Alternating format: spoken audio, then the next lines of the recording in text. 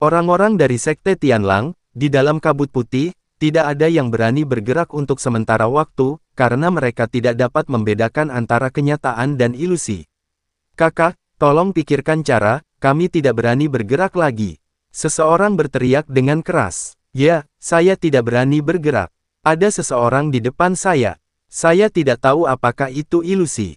Siapa yang memotong mataku? Maaf, menurutku itu hanya ilusi. Saya tidak bisa melihatnya, kabutnya terlalu tebal. Untuk beberapa saat, banyak orang dari Sekte Tianlang mulai berteriak, menyebabkan pria parubaya di Xingyi mengerutkan kening. Sekarang dia harus menemukan cara untuk menghilangkan kabut ini, jika tidak mereka mungkin akan terjebak dalam kabut putih ini. Saya melihat kilatan cahaya dingin di mata pria parubaya di Xingyi, dan dia benar-benar mengeluarkan labu kecil yang sangat halus dari tangannya. Labu kecil itu diukir dengan bunga yang aneh. Pria parubaya di Xingyi bertepuk tangan dan menggumamkan sesuatu, dan labu kecil itu mulai bersinar dan tumbuh lebih besar.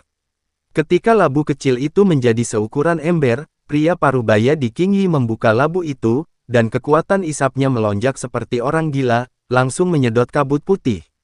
Untungnya, saya punya labu yang menelan langit ini, kalau tidak saya akan terjebak di sini. Pria parubaya di Xingyi mendengus dingin, melihat labu di tangannya memancarkan cahaya ilahi, terus-menerus menyerap segala sesuatu di sekitarnya. Segera, semua kabut putih di sekitarnya terserap, dan sekarang semuanya muncul di depan mata kita. Baru pada saat itulah anggota Sekte Sirius menemukan bahwa mereka telah berkeliaran di sekitar tepian, dan ada beberapa mayat anggota Sekte Sirius di tanah. Dan lusinan orang jauhnya, seorang biksu berdiri tak bergerak, memancarkan aura alam kesengsaraan tingkat 6. Kemudian pria parubaya di Xingyi mengalihkan perhatiannya ke Chen Ping dan Luosi melihat bahwa mereka hanyalah biksu kesusahan yang baru dipromosikan. Pria parubaya di Xingyi membuang muka. Menurutnya, Chen Ping dan Luo Xiong hanyalah pengikut, dan guru sebenarnya adalah biksu kelas 6 di alam kesengsaraan. Kakak, lihatlah senjata-senjata yang berserakan di tanah.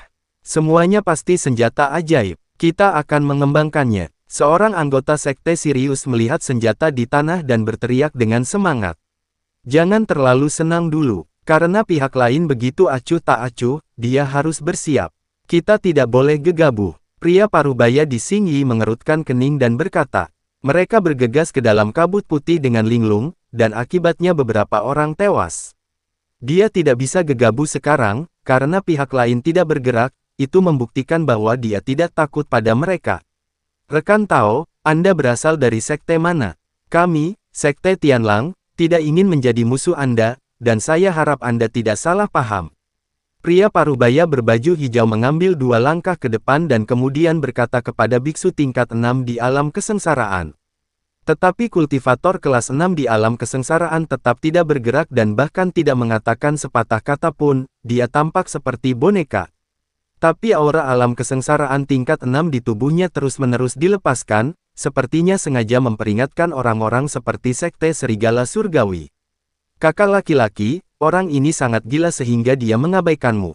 Asteris. Melihat pihak lain tidak berbicara, beberapa anggota Sekte Sirius menjadi marah.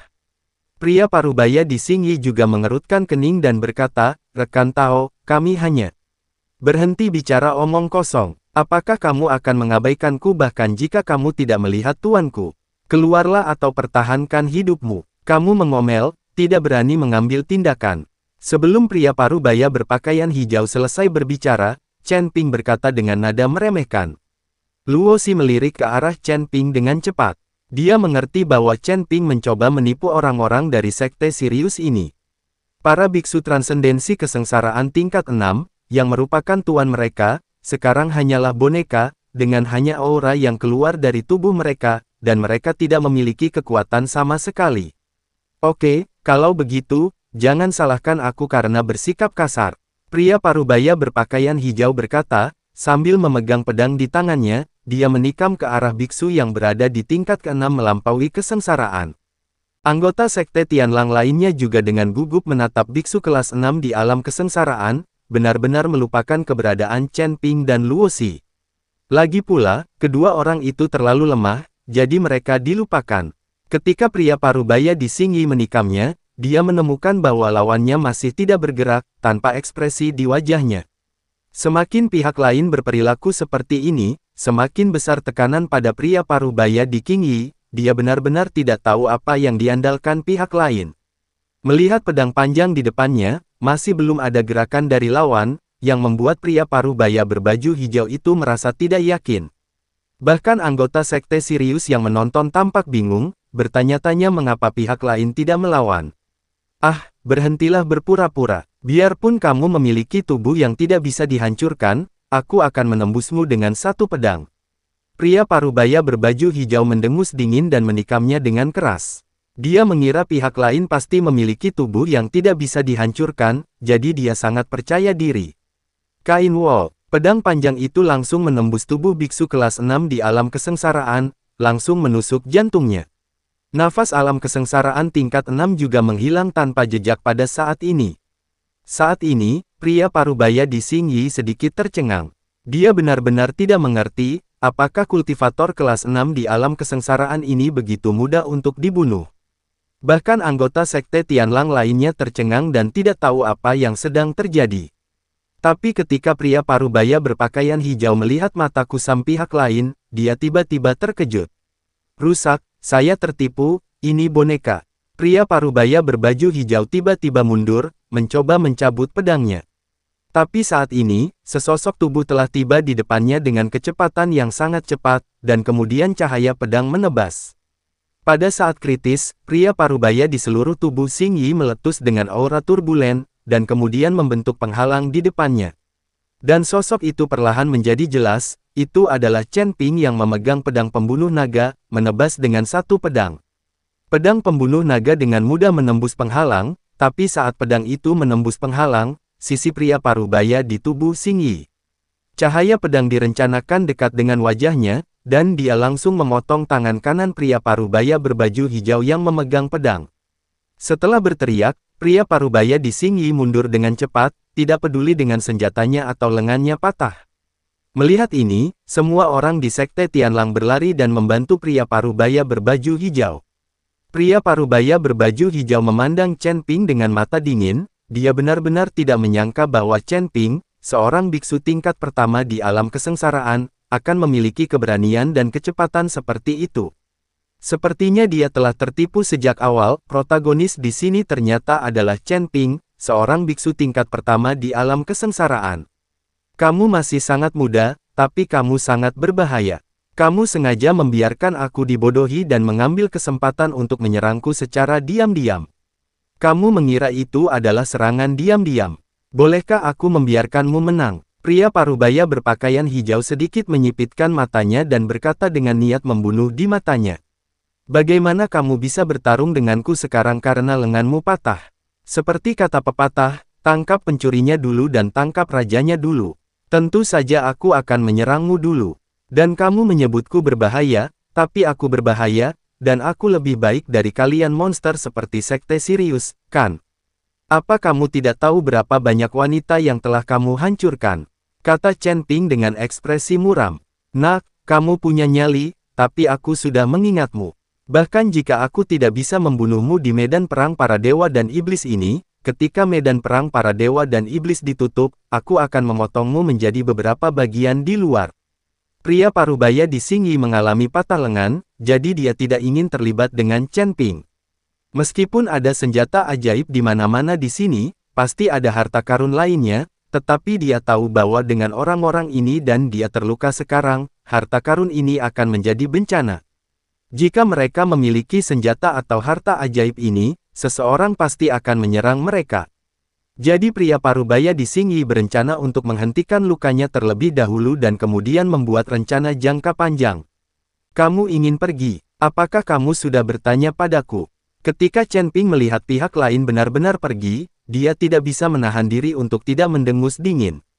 Pria parubaya di Xing Yi tertegun, alisnya menyatu dan berkata, "Kenapa? Aku tidak peduli padamu lagi, apakah kamu masih ingin mengakhirinya bersama kami? Kamu tidak peduli padaku, tapi aku ingin peduli padamu." Setelah Chen Ping selesai berbicara, Luo Xi melangkah maju dengan pedangnya. Apakah kamu masih mengenalku? Luo Xi memelototi orang-orang dari Sekte Tianbao dan berteriak dengan tegas. Pria parubaya di Xingyi memandang Luo Xi dan memandangnya dari atas ke bawah, tapi sepertinya dia tidak mengenalinya. Bagaimanapun, mereka telah bermain dengan banyak wanita, bagaimana mereka bisa mengenali Luo Xi? Jadi begitu, pada saat ini, salah satu anggota Sekte Sirius mengenali Luo Xi, dan kemudian membisikkan beberapa kata ke telinga pria parubaya di Xingyi. Oh, ternyata penyihir kecil itu. Pantas saja aku terlihat familiar, tapi aku tidak bisa mengingatnya. Jika tidak ada yang menyelamatkanmu saat itu, kamu pasti sudah menjadi mainan kami sekarang. Kenapa begitu? Kamu masih ingin membalas dendam? Pria parubaya di Xingyi berkata dengan sembrono kepada Luo Xi. Luo Xi sangat marah dan hendak menyerang ke depan dengan pedangnya. Chen Ping menghentikan Luo Fu dan berkata dengan mata dingin, izinkan saya membantu Anda menangani binatang buas ini. Nak, jangan berpikir kamu bisa mengalahkanku hanya karena lenganku patah. Aku akan memberitahumu betapa kuatnya aku. Pria parubaya berbaju hijau mencibir, dan tiba-tiba semburan asap merah keluar dari lengannya yang patah. Ini seperti yang terjadi setelah darah mendidih. Lengan yang terputus tidak jauh dari situ, masih memegang pedang, mulai bergetar, dan akhirnya tiba-tiba terbang dan terhubung langsung kembali. Lukanya juga diberi nutrisi oleh energi spiritual dan sembuh dengan kecepatan yang terlihat dengan mata telanjang. Aku tidak menyangka kamu benar-benar mampu. Ketika Chen Ping melihat ini, dia tidak bisa menahan diri untuk tidak berkata. Awalnya aku ingin mencari tempat untuk meregenerasi lengan yang patah itu, tapi sekarang kamu mencari kematian, aku tidak punya pilihan selain menyatukan kembali lengan yang patah itu. Pria parubaya di Xingyi menulis dengan ringan. Semua anggota Sekte Sirius memiliki kemampuan pemulihan fisik yang sangat tidak normal. Saya tidak menyangka Sekte Tianlang Anda memiliki kemampuan seperti itu, tetapi saya akan memotong Anda menjadi beberapa bagian dan melihat apakah Anda masih bisa dilahirkan kembali. Pedang pembunuh naga di tangan Chen Ping bersinar seperti cahaya terang, dan dia siap mengambil tindakan kapan saja. Kalau begitu ayo kita coba. Pria parubaya berbaju hijau mengayunkan pedang panjangnya, dan seberkas pedang langsung menuju ke arah Chen Ping. Kali ini, pria parubaya di Qingyi menyerang dengan seluruh kekuatannya tanpa syarat apapun, karena dia sudah mengetahui detail Chen Ping, jadi tidak perlu menahan diri.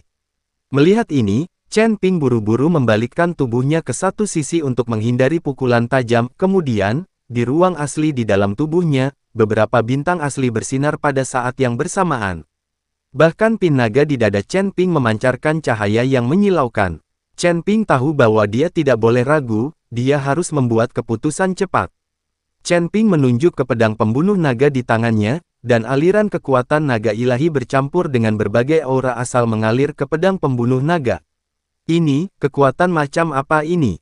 Menakutkan sekali. Astaga, apa itu? Itu naga. Apakah orang ini adalah biksu tingkat pertama di alam kesengsaraan? Dia bukan bos besar yang menyembunyikan identitasnya, kan? Semua orang di Sekte Tianlang merasakan aura yang keluar dari tubuh Chen Ping, dan mereka semua terkejut. Khususnya pada pedang pembunuh naga milik Chen Ping, seekor naga perlahan mulai terbentuk. Pria parubaya di mata Xingyi melebar ketakutan. Dia buru-buru mengayunkan pedang panjangnya dan mengirimkan beberapa sinar cahaya pedang ke arah Chen Ping, sementara dia dengan cepat mundur dan menjauhkan diri dari Chen Ping. Bau bahaya ini membuatnya merasa grogi. Karena aura semacam ini tidak seperti yang bisa dipancarkan oleh biksu tingkat pertama di alam kesengsaraan, jelas sekali bahwa Chen Ping menyembunyikan kekuatannya. Namun kekuatan tersembunyi menghalangi mereka untuk menemukannya sama sekali, yang membuktikan bahwa kekuatan Chen Ping jauh lebih unggul dari mereka. Pantas saja mereka ingin pergi, namun Chen Ping menghentikan mereka dan menolak melepaskan mereka. Ternyata mereka berpura-pura menjadi babi dan memakan harimau.